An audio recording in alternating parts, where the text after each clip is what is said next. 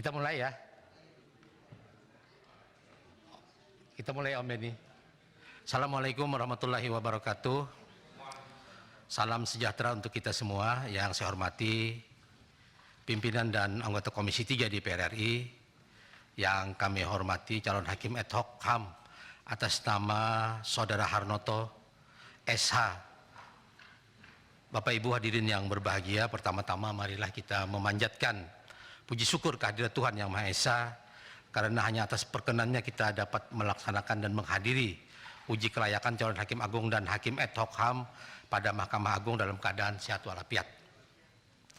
Perkenankan kami membuka rapat uji kelayakan calon hakim agung dan hakim ad hoc HAM pada Mahkamah Agung ini, dan rapat dinyatakan terbuka untuk umum. Kami menyampaikan terima kasih kepada Saudara Harnoto SH dalam hal ini sebagai calon hakim ad hoc HAM pada Mahkamah Agung atas kesediaannya memenuhi undangan kami. Sebelum dimulai uji kelayakan calon hakim ad hoc HAM, kami menyampaikan beberapa hal sebagai berikut. 1. Alokasi waktu uji kepatutan dan kelayakan fit and proper test calon hakim ad hoc HAM paling lama 60 menit, termasuk 10 menit yang digunakan untuk menyampaikan pokok-pokok makalah. Kedua, pertanyaan diajukan oleh masing-masing fraksi kepada calon hakim ad hoc HAM paling lama 5 menit, yang pelaksanaannya diatur oleh pimpinan rapat. Ketiga, setelah selesai pelaksanaan proses uji kelayakan ini, calon hakim ad hoc HAM diminta menandatangani surat pernyataan yang disiapkan oleh Komisi 3 DPR RI. Demikian pengantar kami. Kesempatan selanjutnya kami serahkan kepada calon hakim ad hoc HAM untuk menyampaikan pokok-pokok makalah paling lama 10 menit. Kami persilakan Pak Harnoto, silakan. Terima kasih pimpinan. Assalamualaikum warahmatullahi wabarakatuh. Yang saya hormati pimpinan Komisi 3 DPR RI, sekaligus pimpinan rapat, para anggota Komisi 3 DPR RI yang kami hormati dan sangat kami muliakan. Pertama-tama mohon izin kami memanjatkan puji syukur kehadirat Allah SWT atas kesempatan yang diberikan kepada kami, khususnya saya, bisa duduk di tempat yang mulia ini untuk mengikuti fit and proper test dalam rangka seleksi sebagai hakim ad hoc HAM. Langsung saja untuk mempersingkat waktu, mohon izin untuk menyampaikan makalah yang diberikan oleh pada saat pelaksanaan pembuatan. Kami mendapatkan judul proses penyelidikan, penuntutan, dan peradilan HAM berat menurut Undang-Undang Nomor 26 Tahun 2000 tentang Pengadilan HAM. Bapak Ibu yang kami muliakan, langsung saja kepada bab 1 pendahuluan, bahwa satu, hak asasi manusia yang tercantum dalam Undang-Undang Dasar 45 maupun dalam ketetapan MPR ataupun di dalam Undang-Undang Nomor 39 Tahun 1999 tentang hak asasi manusia harus dilaksanakan dengan penuh tanggung jawab sesuai falsafah dan terkandung dalam Pancasila dan Undang-Undang Dasar 1945 dan asas-asas hukum internasional. 2. Undang-Undang Nomor 26 Tahun 2000 tentang peradilan HAM adalah sebagai realisasi ketentuan pasal 104 ayat 1 Undang-Undang Nomor 39 Tahun 99 untuk menyelesaikan masalah pelanggaran hak asasi manusia yang berat dan mengembalikan keamanan dan perdamaian di Indonesia. Dan undang-undang ini dapat melindungi hak asasi manusia baik perorangan maupun masyarakat menjadi dasar penegakan hukum, keadilan dan perasaan aman baik bagi perorangan maupun masyarakat terhadap pelanggaran hak asasi manusia yang berat. Dalam pasal 1 angka 3 Undang-Undang Dasar Undang-Undang Nomor 26 Tahun 2000 menyebutkan bahwa pengadilan hak asasi manusia adalah pengadilan khusus terhadap pelanggaran hak asasi manusia yang berat. Adapun tempat dan kedudukan pengadilan HAM merupakan pengadilan khusus yang berada di lingkungan pengadilan umum dalam kurung pasal 2 Undang-Undang Nomor 26 Tahun 2000. Selanjutnya pasal 10 Undang-Undang Dasar nomor 26 tahun 2000 menyatakan bahwa dalam hal tidak ditentukan lain dalam undang-undang ini, hukum acara atas perkara pelanggaran hak asasi manusia yang berat dilakukan berdasarkan ketentuan hukum acara pidana. Ketentuan pelanggaran HAM sebagaimana diatur dalam Undang-Undang nomor 39 tidak mengatur kriteria pelanggaran HAM berat atau biasa. Sedangkan pada Undang-Undang nomor 26 tahun 2000 tentang peradilan HAM pada pasal 7 menyebutkan bahwa pelanggaran HAM yang berat meliputi kejahatan genosida, kejahatan terhadap kemanusiaan. Permasalahan, pada kesempatan ini kami mengangkat bahwa yang pertama, apakah yang membedakan antara proses penegakan hukum melalui peradilan HAM dengan proses peradilan umum? Permasalahan kedua, bagaimana suatu perkara pelanggaran HAM dapat ditentukan sebagai pelanggaran HAM berat atau bukan? Pembahasan bab 2. Pertama kita membahas pengertian-pengertian. Kita langsung saja bahwa hak asasi manusia adalah seperangkat hak yang melekat pada hakikat dan keberadaan manusia sebagai makhluk Tuhan yang Maha Esa dan merupakan anugerahnya yang wajib dihormati, dijunjung tinggi dan dilindungi oleh negara, hukum, pemerintah, dan setiap orang demi kehormatan serta perlindungan harkat dan martabat manusia. B. Pelanggaran hak asasi manusia yang berat adalah pelanggaran hak asasi manusia sebagaimana dimaksud dalam undang-undang ini, maksudnya Undang-Undang nomor 26 tahun 2000. C. Pengadilan hak asasi manusia yang selanjutnya disebut pengadilan HAM adalah pengadilan khusus terhadap pelanggaran hak asasi manusia yang berat. D. Setiap orang adalah orang perorangan, kelompok orang baik sipil, militer maupun polisi yang bertanggung jawab secara individu. Ini ada kelanjutan yang double penulisan sehingga di-delete. Kemudian kami lanjutkan, ini sama dengan yang di E, bahwa penyelidikan adalah serangkaian tindakan penyelidik untuk mencari dan menemukan ada tidaknya suatu peristiwa yang diduga merupakan pelanggaran hak asasi manusia yang berat guna ditindaklanjuti dengan penyidikan sesuai dengan ketentuan yang diatur dalam undang-undang ini. 2. Lingkup kewenangan Undang-Undang nomor 26 tahun 2000 tentang peradilan HAM. Pasal 4, pengadilan HAM bertugas dan berwenang memeriksa dan memutus perkara pelanggaran hak asasi manusia yang berat. Pasal 7, pelanggaran hak asasi manusia yang berat meliputi kejahatan genosida, kejahatan kemanusiaan. Pasal 9 menyebutkan bahwa kejahatan kemanusiaan sebagaimana dimaksud dalam pasal 7 adalah salah satu perbuatan yang dilakukan sebagai bagian dari serangan yang meluas dan atau sistematik yang diketahuinya bahwa serangan tersebut ditujukan secara langsung terhadap penduduk sipil berupa pembunuhan dan seterusnya. Sedang penjelasan pasal 104 ayat 1 Undang-Undang nomor 39 tahun 1999 mengatakan bahwa yang dimaksud dengan pelanggaran hak asasi manusia yang berat adalah pembunuhan massal atau genosida, pembunuhan sewenang-wenang atau di luar putusan pengadilan atau arbitrary atau extrajudicial killing, penyiksaan, penghilangan orang secara paksa, perbudakan atau diskriminasi yang dilakukan secara sistematik.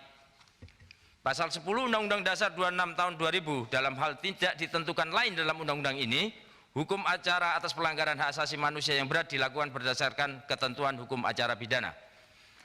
Ketentuan pidana yang diatur dalam pasal bab 7 pasal 36 sampai dengan 42 yang menerapkan ancaman yang berat dan menerapkan ancaman minimal. F. Undang-Undang nomor 26 tahun 2000 berlaku asas retroaktif terhadap pelanggaran HAM berat. 3. Perbedaan proses acara. Penyelidik oleh Kompolnas, penyidik oleh Jaksa Agung. Penanganan masa lidik dan sidik serta pemeriksaan peradilan. Kemudian tidak mengenal daluarsa. Pasal 4 kita untuk angka 4 kita delete Pak karena sama sehingga mengurangi. Kami lanjut pada angka 5 bahwa pasal 37 Undang-Undang nomor 26 tahun 2000 berbunyi setiap orang yang melakukan perbuatan sebagaimana dimaksud dalam pasal 9 huruf A, B, C, D, dan E dan J dipidana dengan pidana mati atau pidana penjara seumur hidup atau pidana penjara paling lama 25 tahun dan paling singkat 10 tahun. Dalam membahas persoalan apakah peradilan HAM memiliki kompetensi untuk memeriksa dan mengadili perkara tindak pidana umum maka perlu kita kaji perbedaan konstruksi hukum tentang tindak pidana misalnya pembunuhan yang diatur dalam pasal 340 KUHP dengan pasal 37 yunto pasal 9 huruf A Undang-Undang nomor 26 tahun 2000. Perbedaan konstruksi hukum yang sangat mendasar adalah sebagai berikut. Pada pasal 340 KUHP, dengan rencana terlebih dahulu merampas nyawa orang lain. Pada pasal 37 Yunto 9 huruf A Undang-Undang Nomor 26 Tahun 2000 adalah sebagai bagian dari serangan yang meluas atau sistematik yang diketahuinya bahwa serangan tersebut ditujukan secara langsung terhadap penduduk sipil. Pengertian rencana dalam pasal 340 KUHP kami mengutip pada menurut R. Susilo bahwa yang dimaksudkan dengan rencana terlebih dahulu adalah adanya timbul maksud untuk membunuh dengan pelaksanaannya itu masih ada tempo bagi si pembuat untuk dengan tenang memikirkan, misalnya dengan cara bagaimanakah itu akan dilakukan. Sedangkan mengutip dari S.R. Sianturi dalam bukunya Tindak Pidana di KUHP menguraikan bahwa inti dari pasal 340 yaitu dengan rencana terlebih dahulu dipandang ada jika si petindak dalam suatu waktu yang cukup telah memikirkan serta menimbang-nimbang dan kemudian menentukan waktu, tempat, dan cara atau alat yang lain sebagainya yang akan digunakan untuk pembunuhan tersebut. Kemudian hal tersebut dapat juga telah terpikirkan oleh si pelaku bahwa akibat dari pembunuhan itu ataupun cara-cara lain sehingga orang lain tidak mudah mengetahui bahwa ia pembunuhnya. Kemudian mengutip tentang dari pengertian rencana dari Wikipedia Bahasa Indonesia Ensiklopedia Bebas bahwa proses perencanaan berupa daftar ketetapan tentang langkah tindak pada masa depan menyangkut kegiatan apa, siapa pelaksananya, dan di mana, kapan jadwalnya, dan berapa sumber daya yang akan digunakan, serta berbagai keterangan mengenai tolak ukurnya dalam rangka mencapai hasil. Rencana digunakan manajemen untuk mengarahkan kegiatan dan juga sebagai pedoman proses pengendalian. Sedangkan rencana pada pasal 37 Yunto 9 huruf A Undang-Undang Nomor 26 Tahun 2000 tidak dinyatakan secara eksplisit namun secara implisit secara tegas bahwa itu adalah sebuah rencana, bahkan suatu perencanaan yang besar dan nyata, yakni sebagai bagian dari serangan yang meluas atau sistematik yang diketahuinya bahwa serangan tersebut ditujukan secara langsung terhadap penduduk sipil dan seterusnya. Adapun penafsiran unsur-unsur ini sebagai berikut. Serangan adalah suatu perbuatan menyerang, menyerbu, ini menurut Kamus Besar Bahasa Indonesia. Kemudian meluas adalah bertambah luas, banyak atau dan sebagainya. Sistematik berarti susunan atau aturan. Dari uraian yang dimaksud rencana oleh kedua ahli hukum, baik oleh Susilo maupun Sianturi, yang kami maksud di sini adalah untuk memberikan pemahaman atas terpenuhinya unsur dengan rencana dalam kondisi yang sangat minim atau sangat ekstrim antara kondisi perbuatan pada batas antara ada rencana dan atau tidak ada rencana. Sedangkan pada penjelasan Undang-Undang pada pasal 9 yang menyatakan serangan yang meluas dan sistematik adalah memiliki makna yang jelas, yaitu suatu rencana yang nyata terhadap target tertentu, baik subjek target maupun lokasi. Sistematik berarti pemberdayaan semua potensi yang ada, baik personil, material, anggaran, dan metode untuk keberhasilan pelaksanaan rencana. Waktu kami ingatkan, Pak. Siap. Selanjutnya, bagaimana ketika terpenuhinya pembuktian unsur sebagai bagian dari serangan meluas? Diketahui bahwa serangan tersebut ditujukan secara langsung terhadap penduduk sipil pada pasal 9 huruf A adalah sama yang dimaksud dengan unsur dengan rencana terlebih dahulu dalam kasus pembunuhan sebagaimana dimaksud dalam pasal 340 KUHP. Selanjut penutup. Kesimpulan bahwa pelanggaran HAM berat dilaksanakan melalui peradilan HAM ketika perbuatan tersebut bagian dari serangan yang meluas dan sistematik yang diketahuinya serangan tersebut ditujukan kepada penduduk sipil yang dilakukan dalam melaksanakan kebijakan penguasa atau organisasi. Saran, karena peradilan HAM memiliki aturan khusus dibandingkan dengan peradilan umum, baik menyangkut pelaksanaan hukum acara maupun ancaman hukuman maksimal dan berlakunya atau tidaknya masa kedaluarsa serta pemberlakuan azas retroaktif, maka fungsi penyelidik, penyidik, dan penuntut umum betul-betul memahami batasan pembunuhan dengan rencana masuk pada kompetensi peradilan umum atau peradilan HAM. Demikian, Yang Mulia, terima kasih. Kita telah mendengarkan paparan pokok-pokok makalah yang telah dipaparkan oleh calon hakim ad hoc HAM. Untuk selanjutnya, mengingat waktu kita tinggal 45 menit, Kita per fraksi dulu ya. Maunya gimana? Kiri kanan? Silakan, Mas Johan Budi.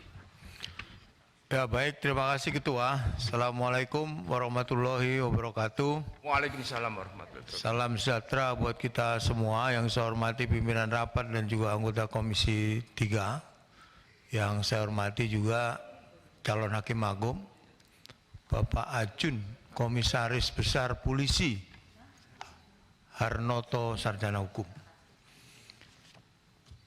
Ada beberapa hal yang ingin saya tanyakan terkait dengan apa yang ingin Bapak raih ya, hari ini sebagai Hakim Agung. Biasanya kalau HAM itu kaitannya sama PBB dan juga ada yang berkaitan dengan pihak internasional. Yang kedua, biasanya HAM itu, pelanggaran HAM itu juga menyangkut quote-unquote orang-orang besar gitu ya. Dan dari sejarah perjalanan karir Pak Harnoto ini, saya tidak melihat Bapak punya pengalaman berkaitan dengan, atau paling tidak sedikit lah ya, karena pernah jadi Wakapolres ya Pak Harnoto. Dan terakhir sebagai pengajar di kepolisian ya, di SPM ya. Bisa dijelaskan nggak Pak bedanya deklarasi dengan konvensi itu Pak? Karena ada Declaration of Human Rights, juga ada konvensi tentang HAM ya. Apa bedanya itu Pak antara deklarasi dengan konvensi? Dan penerapannya seperti apa itu ya? Kalau deklarasi itu konsekuensi logisnya apa terhadap Indonesia? Sebaiknya kalau konvensi itu apa konsekuensinya? Yang terakhir, tadi Bapak Harnoto baca kata per kata ya makalahnya. Siap. Itu Bapak bikin sendiri atau enggak Pak? Enggak, ini agak curiga aja. Kalau bikin sendiri ya nggak apa-apa. Karena per kalimat tadi hanya membaca aja. Tidak, sebelumnya kan tidak seperti itu ya. Yang terakhir, apa sikap Bapak kalau nanti jadi Hakim Agung yang kemudian menangani perkara yang secara hierarki kepangkatan itu jauh melebihi dari Bapak gitu ya. Yang karena Bapak punya pengalaman di kepolisian, saya kira. Nanti seperti apa gitu kalau Bapak menjadi Hakim Agung kemudian menangani pelanggaran HAM yang ada kaitannya dengan hierarki pangkat yang jauh lebih tinggi dari Pak Harnoto. Saya kira itu Ketua. Terima kasih. Assalamualaikum warahmatullahi wabarakatuh. Baik, silakan Mas Heru. Duluan Heru, sorry. Terima kasih Ketua. Assalamualaikum warahmatullahi wabarakatuh. Waalaikumsalam. Mas Tobas, izin saya duluan Mas Tobas. Yang pertama, ini saya lihat backgroundnya Pak Harnoto ini dari Polri Pak. Ya Pak. Saya jadi bertanya-tanya, ini motivasinya apa mau jadi hakim ad hoc HAM ini Pak? Yang kedua pertanyaannya, tentu kita tahu kemarin ada kasus Kanjuruhan Pak. Menurut Bapak, kasus Kanjuruhan ini masuk dalam pelanggaran HAM kah? Atau kejahatan kemanusiaan? Atau hanya pidana biasa, kelalaian manusia dan lain sebagainya, atau apa? Kemudian yang ketiga, ini saya mau tanya, kira-kira ada nggak bedanya pelanggaran HAM dan kejahatan kemanusiaan Pak? Lalu kemudian yang bisa mengkategorikan atau membedakannya itu apa? Misalnya HAM ini kategorinya adalah misalnya pembunuhan terjadi misalnya 100 orang, 200 orang, kemudian kriterianya lain seperti ini. Kira-kira apa?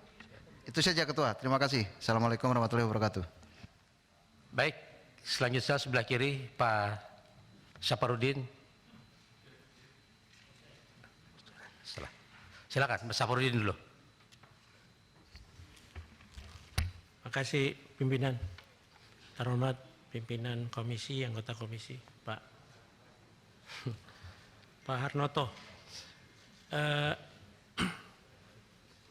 Tenang aja Pak, ada 4 polisi di sini Pak. Ada 4 polisi.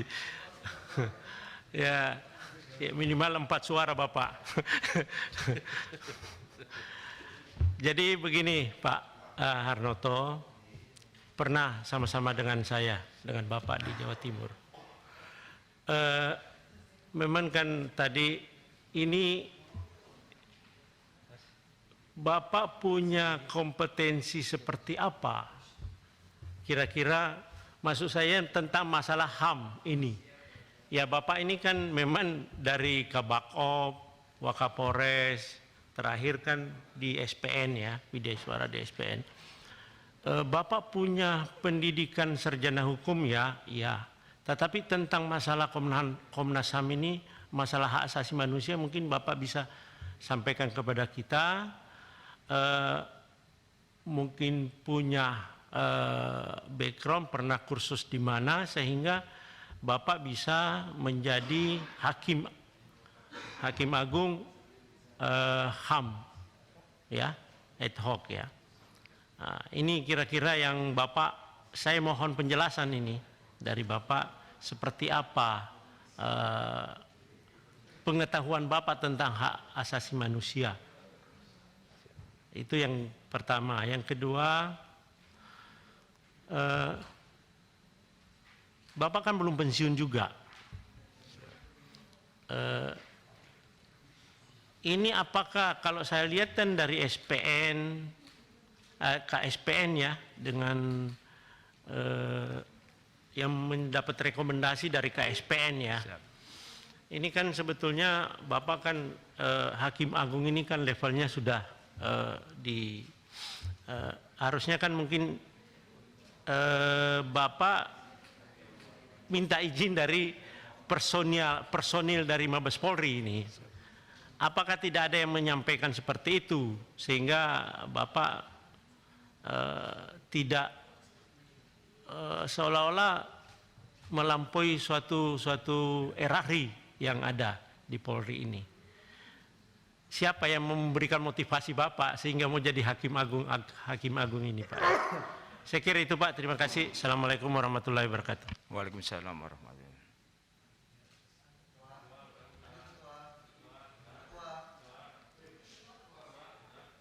Ketua, lanjut Ketua. Sorry, baik, maaf. Pak Taufik Basari, silakan. Baik, terima kasih Pak Harnoto. Ya. Di dalam asas hukum itu ada dikenal asas hukum ius curia novit. Ya. Seorang hakim itu dianggap mengetahui hukum. Ya.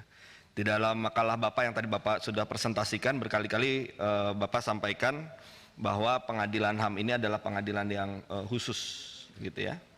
Nah, ketika nanti menjadi hakim ad hoc yang akan mengadili kasus-kasus HAM, ya tentu kita berharap seorang hakim yang akan mengadili ini benar-benar memahami secara komprehensif ya mengenai apa itu HAM, termasuk apa itu pengadilan HAM. Nah, yang menjadi catatan saya baca-baca wawancara yang dilakukan oleh KY kepada Bapak ya, cukup banyak pertanyaan-pertanyaan yang tidak bisa Bapak jelaskan ya. Misalnya ditanyakan soal Nuremberg Tribunal ya, pasca Perang Dunia Kedua, kemudian Tokyo Tribunal ya. Yang bagaimanapun ketika kita bicara soal pengadilan HAM, sejarahnya pasti berawal dari situ. Kenapa kemudian menjadi khusus ya.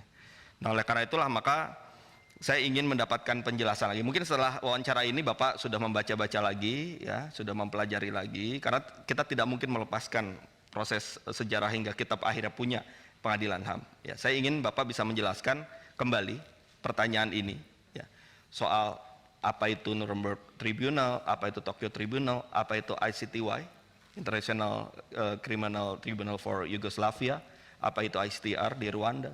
Kemudian contoh-contoh lain, saya ingin Bapak bisa menjelaskan contoh-contoh lain pengadilan HAM yang pernah ada di beberapa negara, baik itu yang khusus negara itu, ya lokal, ataupun yang hybrid, ya, ataupun yang berbentuk internasional sampai pada saya ingin dapat dijelaskan mengenai hubungan antara rumusan pasal-pasal yang ada di dalam Undang-Undang 26 2000 ini dengan rumusan yang ada di dalam ICC yang memang sebenarnya banyak yang diadopsi dari ICC. Demikian Pak Pimpinan, terima kasih. Baik, selanjutnya kami persilahkan Haji Muhammad Nasir Jamil. Terima kasih Ketua. Assalamualaikum warahmatullahi wabarakatuh.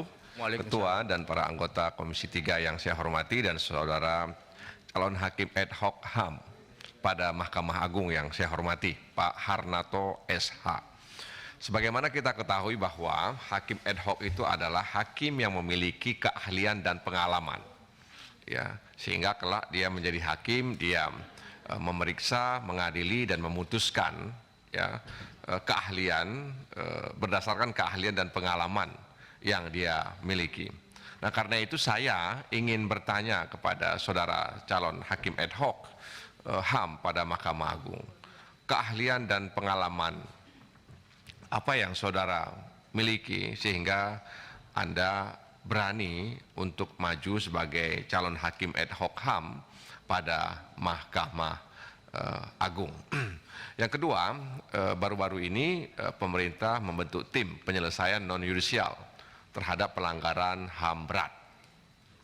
Meskipun pemerintah mengatakan bahwa tim ini kemudian tidak menegasikan ya penyelesaian secara yudisial pelanggaran HAM berat masa lalu.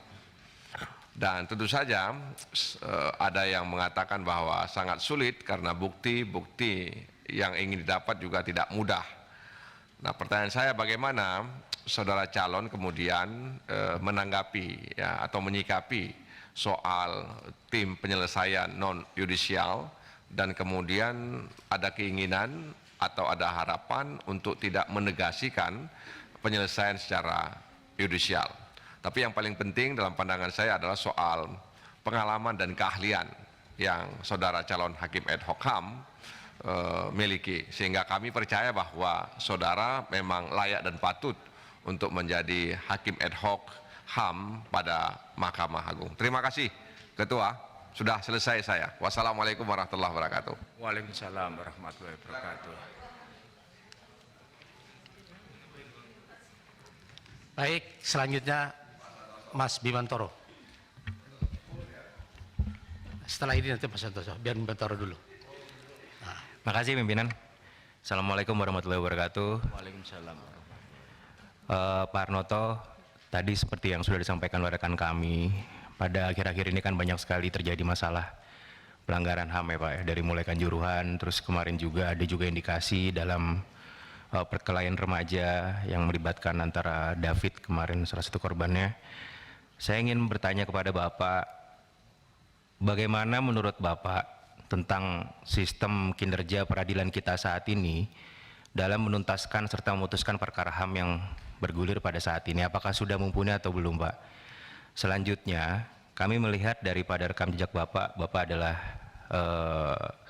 bagian daripada penyidik Polri yang sedang bertugas saat ini dan juga sebagai praktisi hukum. Kami ingin bertanya Pak, apa masukan yang akan saudara berikan terhadap sistem peradilan kita, terutama sistem peradilan kita saat ini untuk memperbaiki bagaimana pandangan-pandangan hukum yang dapat menuntaskan permasalahan HAM yang sedang terjadi saat ini. Terima kasih, itu saya pimpinan.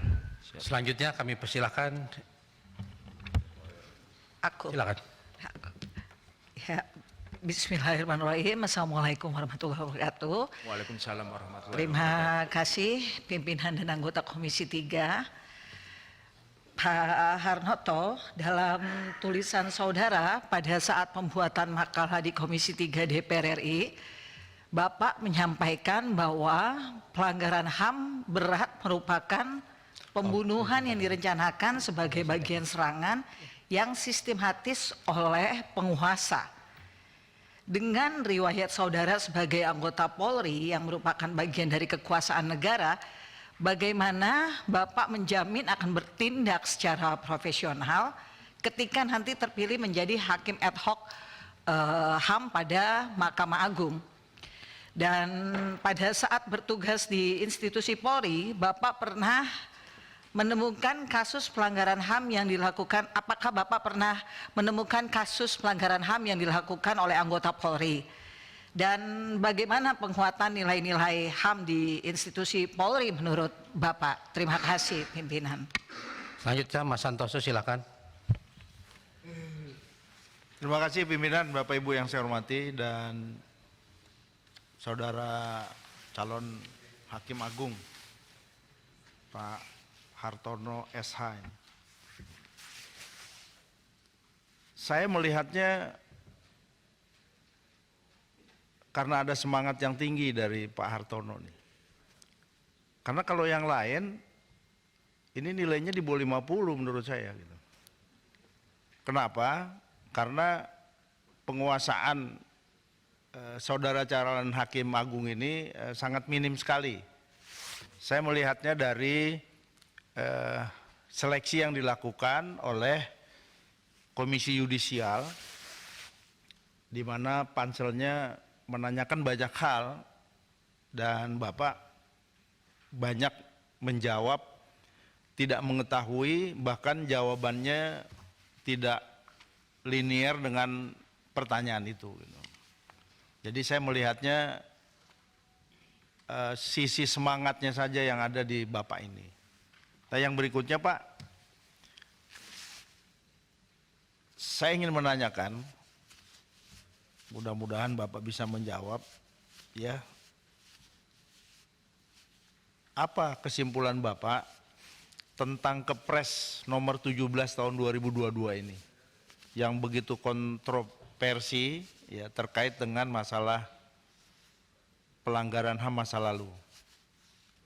Apa pendapat Bapak itu? Bapak setuju atau tidak dengan Kepres itu?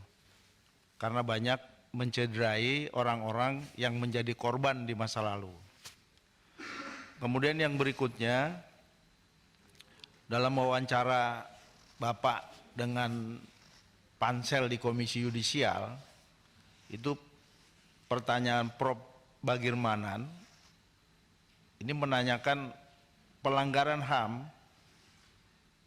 yang tidak pernah selesai di Republik ini, itu masalahnya apa gitu. Dan saudara calon menjawab masalah politik. Nah, saya ingin jawaban dari saudara, masalah politiknya itu apa? Sehingga hukum bisa dikalahkan dengan persoalan politik. Saya kira itu. Terima kasih, pimpinan. Dari meja pimpinan, mungkin Pak Desmond ada yang disampaikan, silakan. Sebelum saya bertanya, saya ingin jawaban dulu dari Pak Harnoto tentang pertanyaan Pak Santoso. Masalah politik itu coba jelaskan dulu agar saya paham, baru saya bertanya.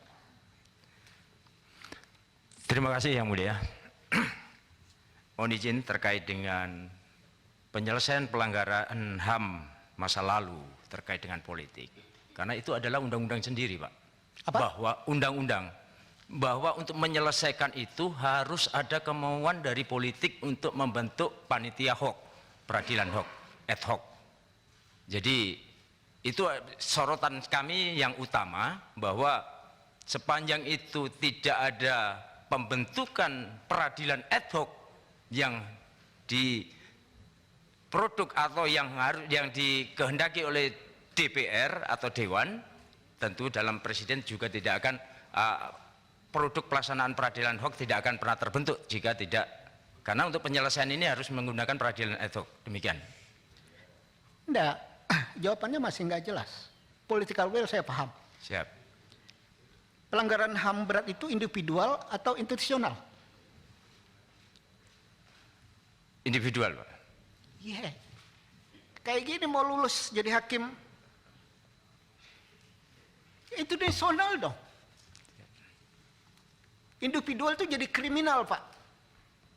Institusional, inilah yang nggak bisa. Kenapa? Kenapa? Pelanggaran HAM berat itu kewajiban negara untuk melindungi warga negaranya.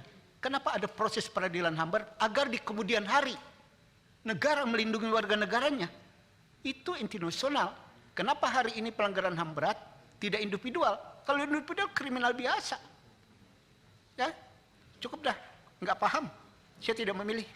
Terima kasih. JK Uli yang terakhir.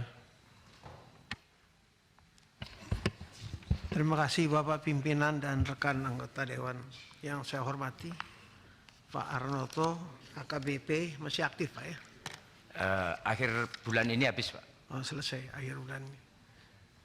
Pada kesempatan ini saya ingin menanyakan, karena panjang saya mau utarakan, tapi saya ingin pertama lah motivasi Pak. Polisi dalam pekerjaannya itu selalu berhadapan dengan penyelidikan dan penyidikan. Itu kita tahu semua.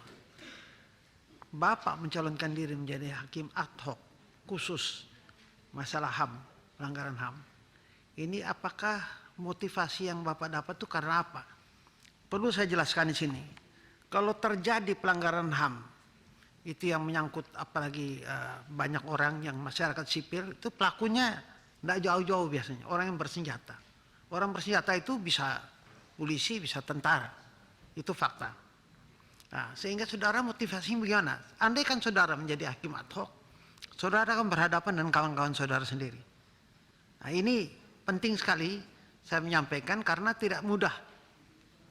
Saya mempunyai pengalaman ketika Slobodan Milosevic di Serbia itu mau ditangkap oleh tentara gabungan waktu itu di bawah pimpinan Amerika, dan kemudian ditangkap dan diadili di Den Haag kemudian.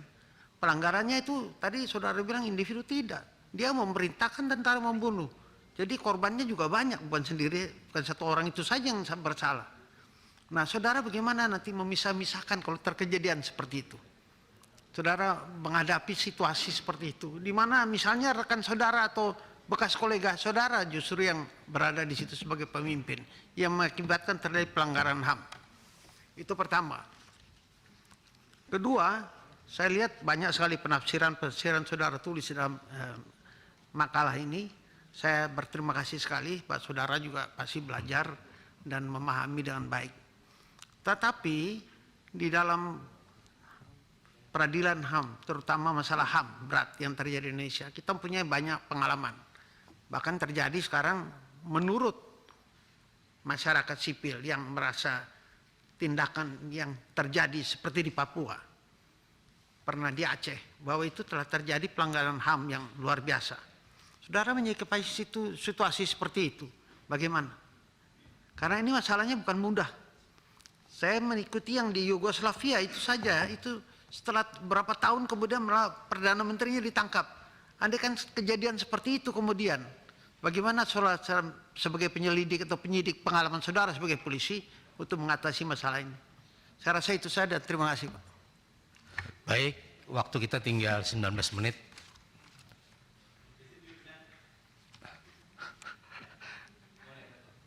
Singkat ya, silakan. Ya, terima kasih pimpinan, Bapak-Bapak Komisi 3 dan Pak Harnoto. Saya Abdul Wahid, ya, baru anggota dari masuk Komisi 3 nih Pak Ketua. Saya singkat aja bertanya Pak, Bapak sebagai penyidik di kepolisian, saya ingin bertanya berapa banyak Bapak menyelidiki masalah HAM, ya, berkaitan dengan HAM, apakah pernah? Karena ini penting saya tanyakan karena berkaitan dengan jabatan ad hoc yang akan Bapak laksanakan jika Bapak terpilih, karena ini setidak-tidaknya Bapak punya pengalaman dalam bidang HAM. Terima kasih Pak Hartono. Baik, Pak Harnoto, silakan, waktu kita tinggal 18 menit lagi. Baik, terima kasih. Mohon izin menjawab. Mungkin ada beberapa pertanyaan yang sama, mungkin terkait dengan motivasi. Kami ingin menjawab dulu bahwa motivasi saya untuk daftar hakim ad hoc HAM, bahwa pertama Sebenarnya saya setelah pensiun, saya sudah siap untuk menikmati masa pensiun saya, Pak. Bahwa saya siap jadi marbot, bahwa saya siap untuk kembali ke petani. Untuk itu, namun ada tantangan dari anak saya. Kebetulan anak saya itu mempunyai suami seorang hakim, jadi dia melihat ada di media sosial ada pendaftaran itu. Ketika itu keluarga saya menyampaikan, papamu itu kalau cari kekayaan nggak bisa, tapi kalau cari kalau tes mungkin bisa. Oh ini sudah mau pensiun suruh tes saja ini. Oh enggak, saya mau jadi menikmati saja. Ya. Akhirnya dengan motivasi itu anak saya siap menyiapkan administrasinya, pokoknya ini saya siap. Kemudian terkait dengan hakim juga di perjalanan ini, ajaran kami di keyakinan kami Pak, bahwa ada pelajaran, ada firman, jika engkau selesai melakukan pekerjaan lain, maka segera berlarilah ke pekerjaan yang lain agar kau mendapatkan rahmat itu. Saya sudah polisi selesai dan tidak mungkin saya bertahan di sana kecuali jadi PHL. Ya. Tapi ini ada tantangan bahwa ini linear dengan tugas saya, yang awalnya saya menjadi penjaga keamanan agar manusia tidak takut, maka sekarang ada tantangan di keadilan agar untuk menegakkan keadilan. Mungkin ini menjadi motivasi saya, dan saya juga merasa memiliki kemampuan, masih sehat, merasa masih muda dan masih mampu, dan saya coba untuk bersaing jika negara membutuhkan kami melalui proses ini. Itu sekarang yang mungkin yang menjadi motivasi saya untuk mengikuti hakim.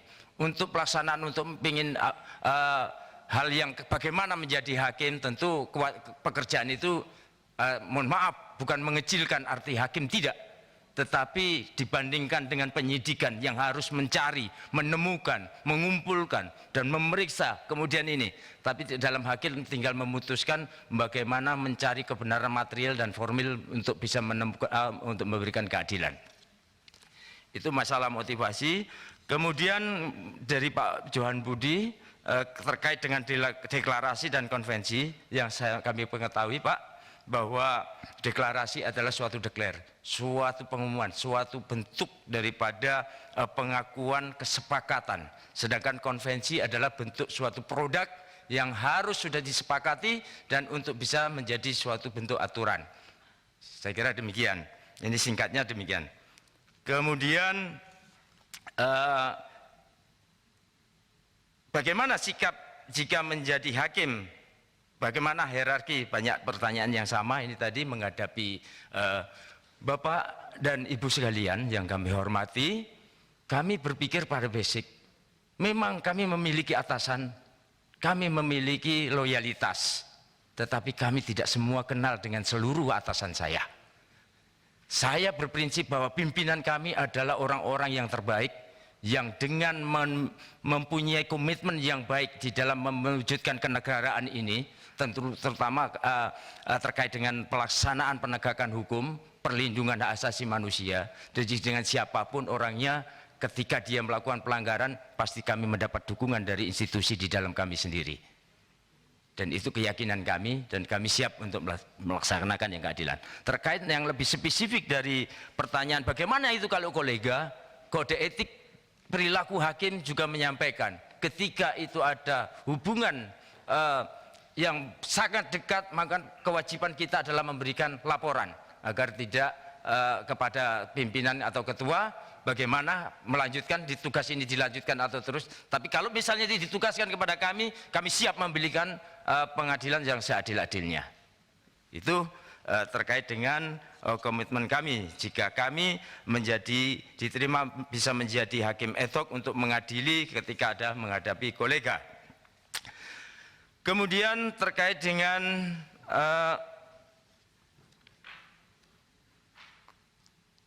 dari komandan saya Bapak Saparudin, kompetensi HAM saya Pak, kita tahu bahwa terkait dengan kompetensi secara formal kami mengikuti pendidikan pembentukan Bintara, kami ada pelajaran HAM. Di pembentukan perwira kami ada pelajaran HAM, kami ada nilai. Kami pernah diajar oleh Pak Alimin ya, Pak itu. Kami di Selapa di Ciputat sana, kami juga mendapatkan pelajaran secara formal. Kami juga ada nilai. Kembali kepada pemahaman tentang HAM, bahwa doktrin kita Pak, Tribrata maupun Catur Prastya sebagai insan bayangkara, kita berkorban demi masyarakat, bangsa dan negara dalam rangka memberikan perlindungan, penyelamatan, pengayoman kepada masyarakat dengan menghargai dan menjunjung tinggi hak asasi manusia. Itu bagian dari doktrin. Belum lagi kita kalau memahami peraturan perpolisian nomor 8 tahun 2008 tentang pedoman implementasi pedoman dan pelaksanaan tugas kepolisian negara Republik Indonesia di dalam penerapan memberikan perlindungan hak asasi manusia. Ini makin penjabaran dari Kapolri untuk penjabaran pelaksanaan Renham dari kata ketetapan Presiden rencana aksi hak asasi manusia. Selanjutnya terkait dengan sejarah, bagaimana kewajiban seorang hakim ad hoc harus mengetahui sejarah ketika penjawaban di dalam pertanyaan KY. Mungkin ada hal-hal yang karena kami berprinsip mendasar Pak,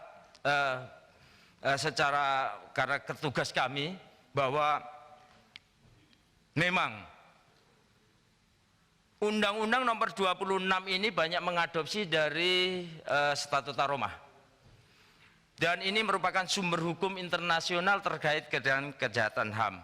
Ada Statuta Roma ini juga karena mengambil dari pengalaman kemarin, baik itu dari Statuta Tokyo maupun dari Jerman, Nuremberg atau dengan Rwanda dan lainnya, mungkin Yugoslavia.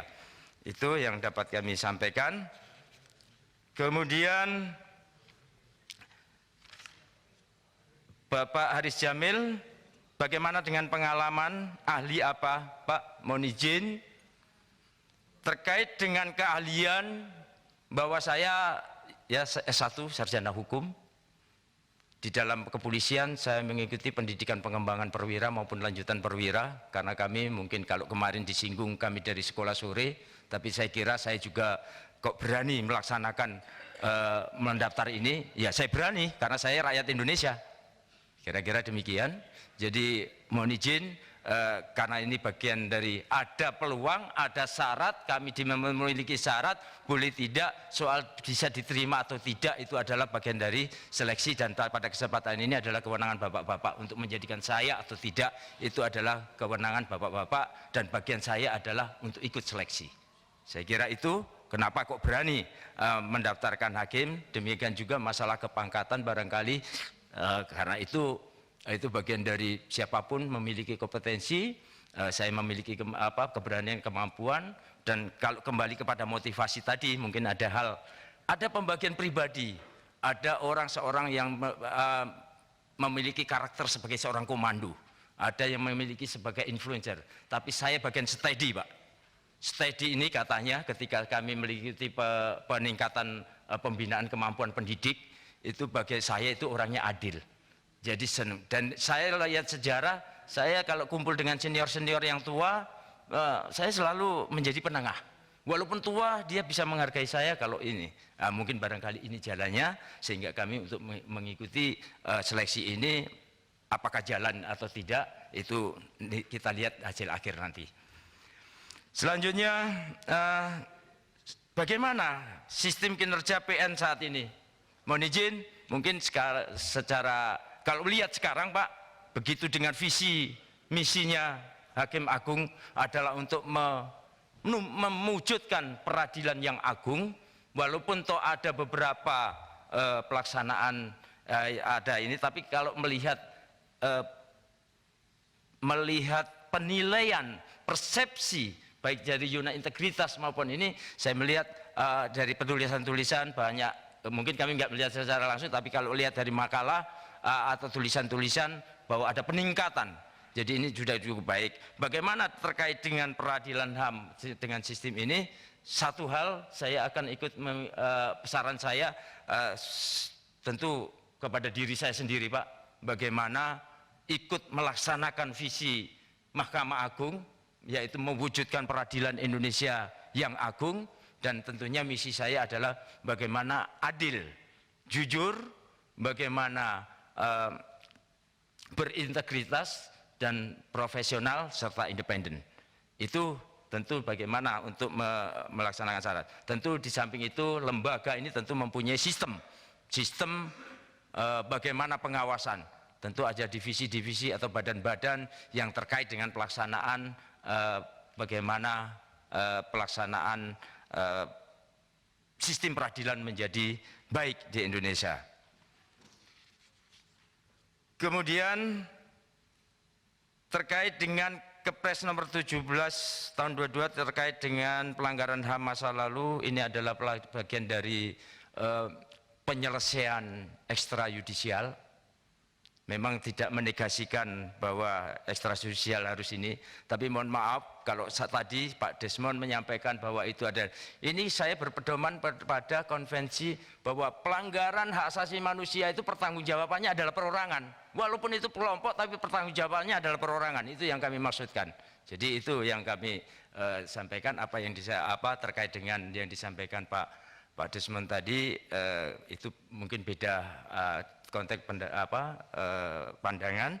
Kami berawal bahwa sejarahnya konvensi peradilan internasional terhadap pelanggaran serius, pelanggaran hak berat, hak asasi manusia berawal dari adanya pertanggungjawaban perorangan. Dan undang-undang juga mengatakan bahwa pertanggungjawaban adalah pertanggungjawaban perorangan, bukan institusi. Ketika itu perorangan bisa perorangan mandiri atau bisa secara kelompok.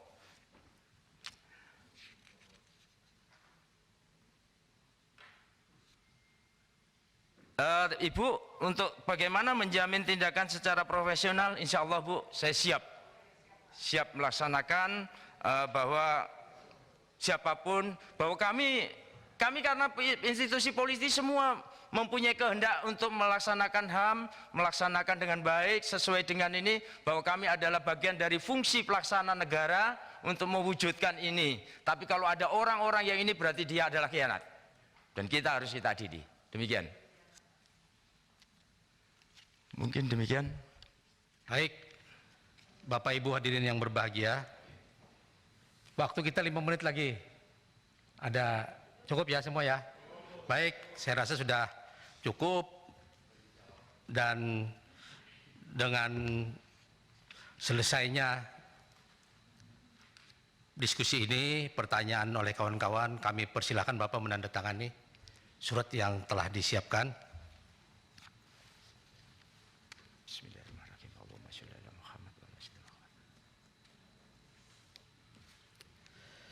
Dengan telah ditandatanganinya surat pernyataan, kami atas nama Komisi 3 DPR RI mengucapkan terima kasih kepada calon hakim ad hoc atas kehadirannya pada hari ini. Selanjutnya calon hakim ad hoc HAM dapat meninggalkan ruangan sidang Komisi 3 DPR RI. Terima kasih Ketua dan seluruh anggota yang kami muliakan. Kami mohon maaf. Assalamualaikum warahmatullahi wabarakatuh. Sidang kami skor.